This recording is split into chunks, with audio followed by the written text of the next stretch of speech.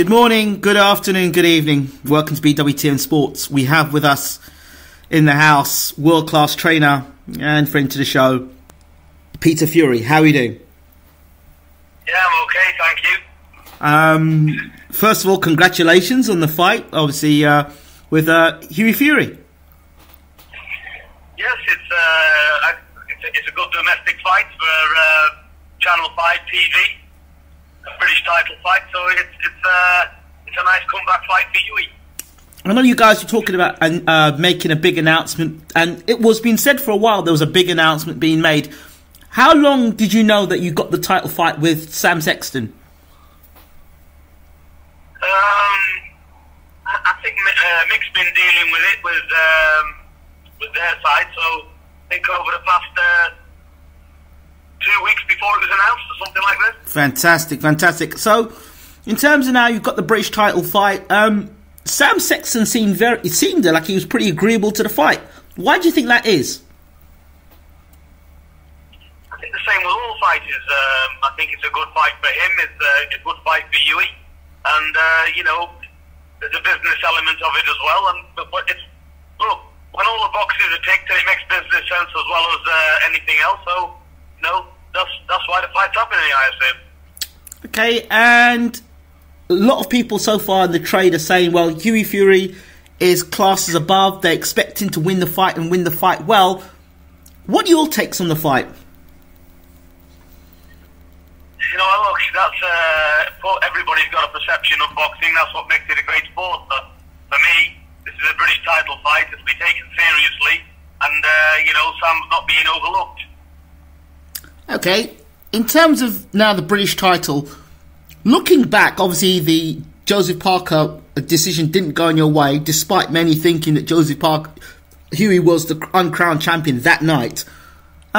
What is there to be taken away from that fight in terms of for Team Fury now? Well, firstly, we're not looking at Hughie Fury as having a loss. That we can't predict what politics are going to do outside of the ring. But, he won that fight, and, the man is fighting for the world title, so that's another story. But the thing is, of course, he took a lot from the fight. Anybody who's not done something before, there's always elements of doubt, isn't there? He's never fought for a world title before. He's never stepped up to that level before. There's a lot of things to take into account. So, is he on the world stage? Yes, of course he is. He's a tremendous athlete. He's done the 12 rounds, no problem. He's just got to he's got to work on the tweaks, which we've already been working on in the background over the last, since he boxed, really. So he's not been at the gym. So he's corrected a lot of things, and it's onwards and upwards, really, for him. Now, Peter, is this, in terms of making the tweaks, you're his father, so you'll know him better than anybody else in the world. Is with Hughie Fury, is that a mental thing, that hurdle that he has to overcome, or is that a physical thing, or is it just not having experience at that level on the night? I don't think it's anything to do with it. I think it's a culmination. Well, it has got something to do with it. I think it's a culmination of all those things. It's like I've just said.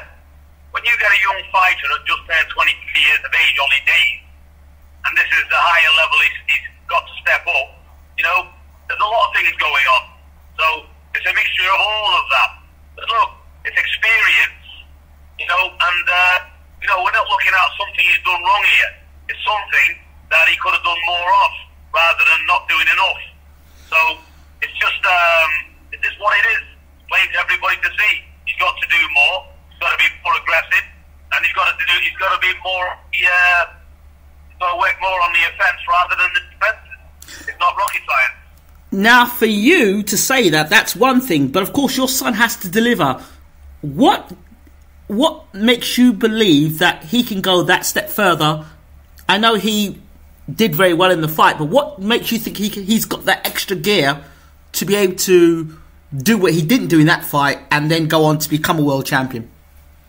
Well, like I've always said, he's an uncrowned world champion already, so it's a case of being critical with him. I've just turned 23 years of age. I don't know anybody else that's doing anything like what he's doing. I can tell you now, this lad is going to go on to do great things. Absolutely. Let's talk about the route. British title now. I know you don't want to look ahead because that would be very disrespectful to Sam Sexton.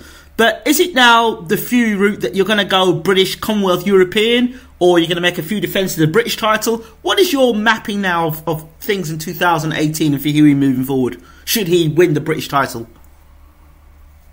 Well, I can tell you now, we've tried to get some big names for Hughie. But then, for one reason or another, they've not transpired. But, you know, it doesn't matter to me who Hughie fights.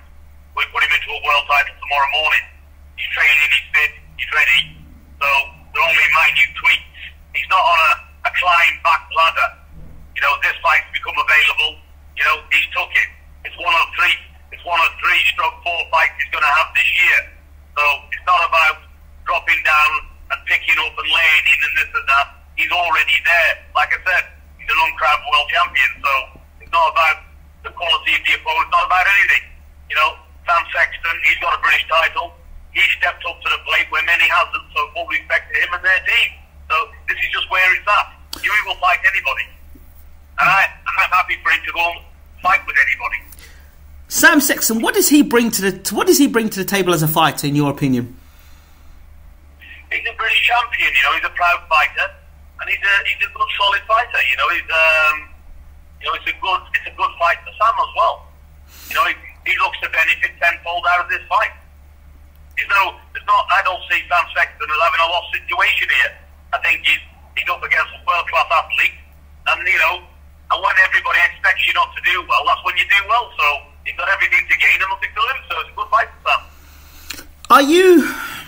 Do you believe? I mean, obviously you've had the Joseph Parker fight, and Hennessy Sports delivered in getting you that world title fight back then. How much do you believe that the YouTube event and the promotion of that has either enhanced Hughie's profile or had a negative effect on Hughie's profile? No, I don't think it's had a negative effect at all. I think his profile, you know, the amount of calls on the website, the amount of interest from Macron Stadium in Bolton, they said it's been phenomenal.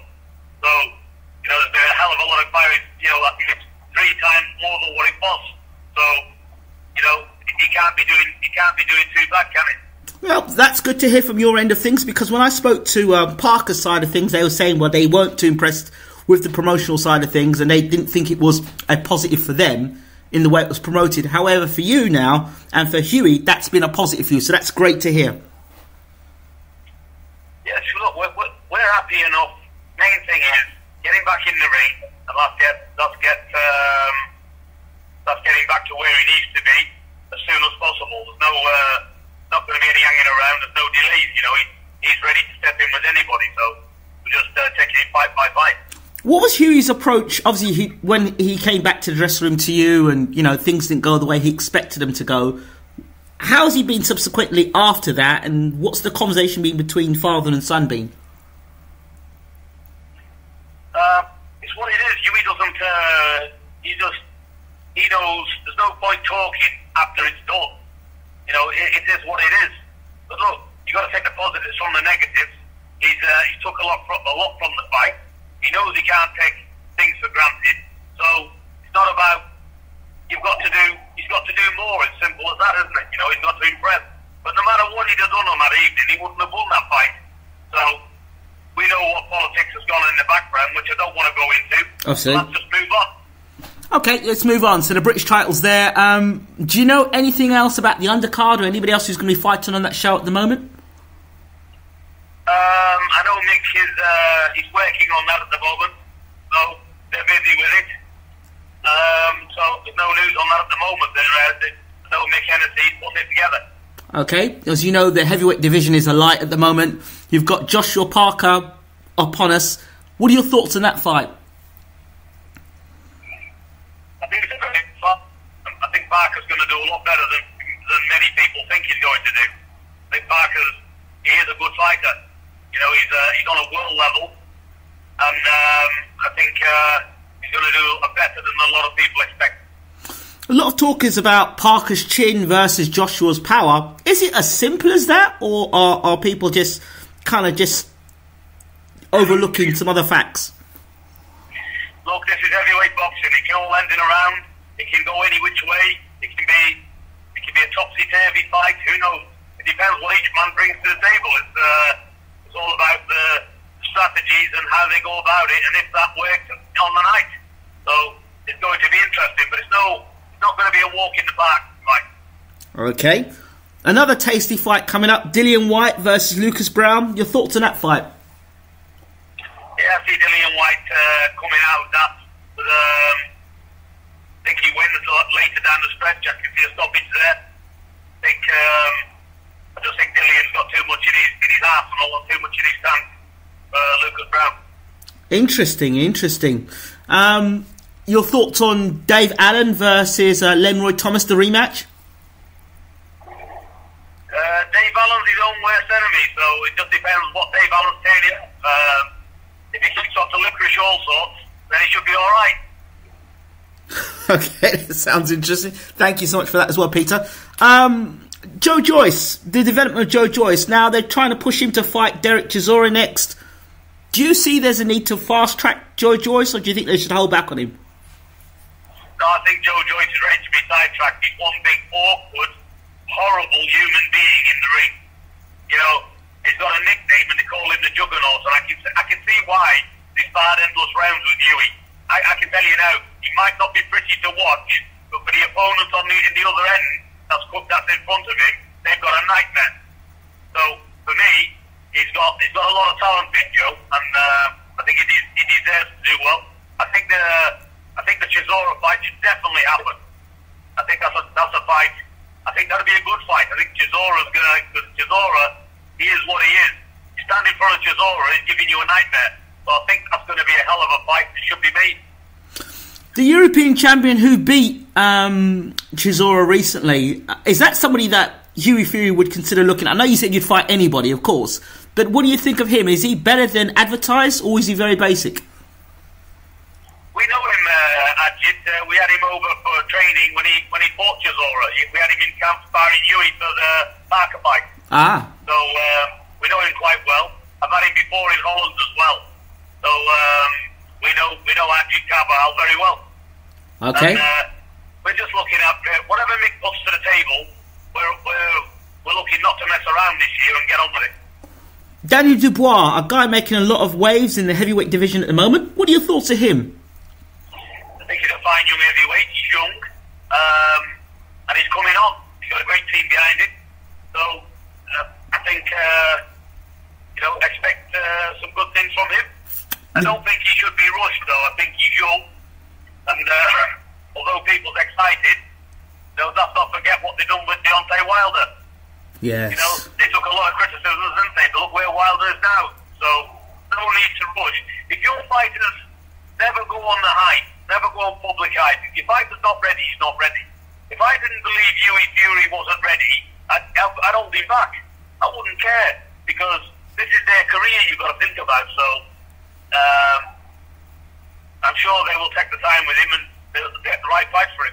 While you're on that subject, Chris Eubank Jr, Senior has been making a lot of comments recently about how he's really taken bullets for his son and protected his son because he feels that other promoters would have probably used and abused him in a sense. What are your thoughts about as a father and son relationship, and how you're in the background with Hughie and watching what's going on? How important is it to have hands-on with your own son? Well, it's got to be. It just depends. If you're training your own son and you're there, then Chris Eubank Sr has got a lot of experience. He's been around the world scene, been around all the promoters. He knows what to expect in the game. So Chris Eubank Jr has got a very good start. You know, if you've got some father who's a spectator, then it's a different story again. So it just depends what the father's role is. But you know, he's doing a very good job of it. He's been guided right, and Chris Eubank Jr is ready. You know, he's better than what he's ever been. He's in superb shape, and this is going to be a very interesting fight. It's one that I'm gladly going to pay my money to watch, because this is a fight that one as a fight fan, I think it's brilliant for fight fans, and it's brilliant for me in boxing to watch it, because it's I rate both as well. I think it's a very, very good world title fighter. What did the two guys bring to the table? People are talking about George Groves' punch power, his size and his jab, versus Eubank's work rate and constant on you all the time. What are your thoughts on the fight in terms of the two guys' strengths and weaknesses? Each corner strategy needs to be 100%. If they don't box to it 100%, one of them's losing. You know, it's one of them. You know, George Groves, he needs absolutely the right tactics. He needs to adhere to them tactics. He needs to not be put under pressure early so he gasses out in mid to late rounds. Everything's got to be paced properly, and he's got to be totally tunnel vision to come out of it. Same with Eubank. You know, they've all got to have the game plan totally right, and he can come out of it. Look, Groves can blow up, and Eubank can wear him down and stop him mid to late rounds, or Eubank can get totally bewildered. You know, because Groves can punch for that right as well. So he can get out, it's possible Eubank can get outboxed, and really, he's looking around in the 12th round and thinking what just happened. So it's one of them type of fights. It's who gets the strategy right on the night, but definitely going to be a fight that's exciting. One fight that didn't live up to expectation, British Brief, the two cruiserweights, Coley and Chamberlain. What do you think happened in that fight?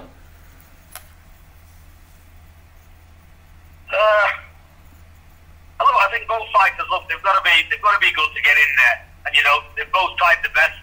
But you know, when your timing's off, you know you're not stepping in behind your shots. Your distance is all over the place. You know, when I say it's horrible to watch, it's not basically looking at can they fight or not. It's just you can be as awkward as you want. It's not. I didn't see anything there. There's nothing that was impressive at all in it. So I think something needs to go back to the drawing board and get on your boxing properly, and not just rely on being awkward and having a big punch that you can't land. You know, you've got to set these shots up. It was almost like stand still while I hit you properly. You know, that's to me, that's not sweet science at all. And it's early days. There's a lot of hype around it. You know, and I think Coley can move on and do good things. He's just got to really assess what he's doing and don't let people blow smoke up his ass and have a reality check. Can he do good things? Probably yes, but he's young. He needs to learn from where he's at now. Very well said. I want to say about young, I mean young in his fight. Yes, of course. The WBC champion of the world, Deontay Wilder, he's not staying quiet. He's got a big fight against Luis Ortiz. What should we expect from this fight? Luis Ortiz is an oldish man, you know, lazy. You know, I just don't see him doing much in this fight. I think Wilder just keep pinging him from the distance, wearing down, and I can see it going Wilder's way. To be fair, you know, a lot of these Cuban heavyweights they get lazy. You know, they don't put the amount of work in that's needed. So for me, I see Wilder coming out of it. Deontay Wilder, Anthony Joshua, the fight that everybody's talking about. Where do you see it in your mind at the moment? Who has the upper hand? Whoever lands first. Both big punches. So all interesting. You can't really pick, can you? Because who gets it on first. Okay, final question, Peter, and it's really to do with the development of a fighter. Seeing more and more today, guys getting world title fights who aren't really doing their proper tutelage beforehand, you know, having 13, 15 fights and having a world title, and then having to duck and dive and weave to avoid top fights.